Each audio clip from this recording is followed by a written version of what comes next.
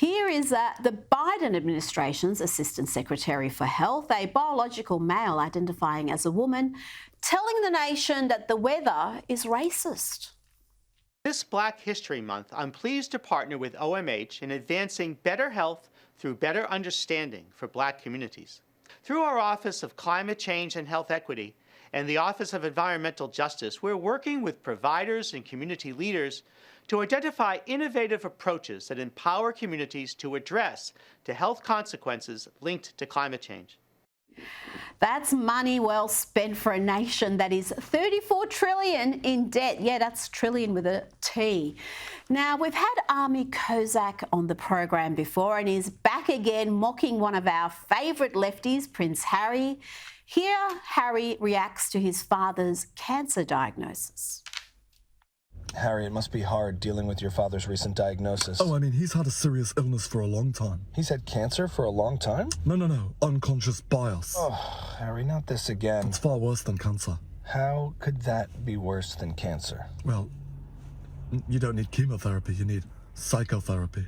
And lessons in white fragility. And there's no real cure, unfortunately. Were you at least able to accompany your father to the doctor? I did, yes. It was very hard. I can imagine getting helpful. news like that of cancer. It's intense. No, because the doctors wore white coats. Oh, come on, man. Disgusting. I love my family.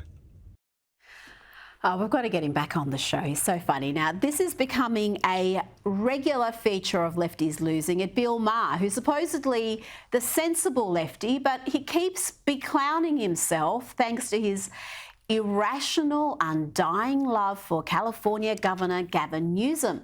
Now, in the past week or so, I've brought you Bill Maher being embarrassed on his own show by Gillian Michaels and by Patrick Bet-David, defending Gavin Newsom, and it's happened again. He's been schooled again. Have a look.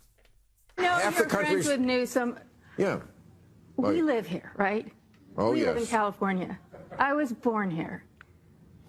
In Oakland, they have Kaiser Hospital, where my pediatrician was. The hospital put out a notice last week, employees are not to leave for lunch. It's too dangerous in downtown Oakland. That's on him. Our homeless problem, I don't want to hear that the homeless problem is intractable. You want to be CEO? It's your problem. It's your desk. Yeah. I know you like him, but I just think I can't imagine him having the gall to run to lead this country when he's run this state into the ground. When we just had Governor Brown not that long ago, Oakland was safe. Things were going on. It's not good. It's not. He looks very shiny. But he's not a straight shooter, and he's not willing to do the hard things to make this state better, and that's his only job. He doesn't realize that. He thinks it's to go sing Kumbaya with a former Marvelette at New College of Florida to make some big point. Meanwhile, back in our state, people are dying in these encampments. Well, I'm hoping that running nationally will bring him more to the center. Okay.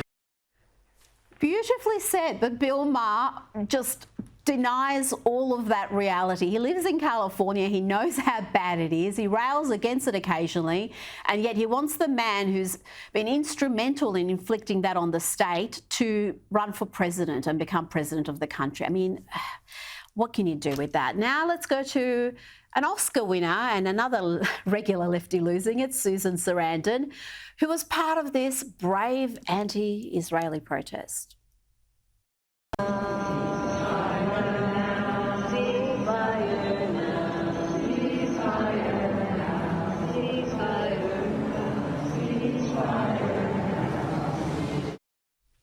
What a pack of clowns. Now, let's leave the final word to this edition of Lefties Losing It to the Veep, who is as eloquent and profound as always. Take it away, Kamala. You think you just fell out of a coconut tree? You exist in the context of all in which you live and what came before you.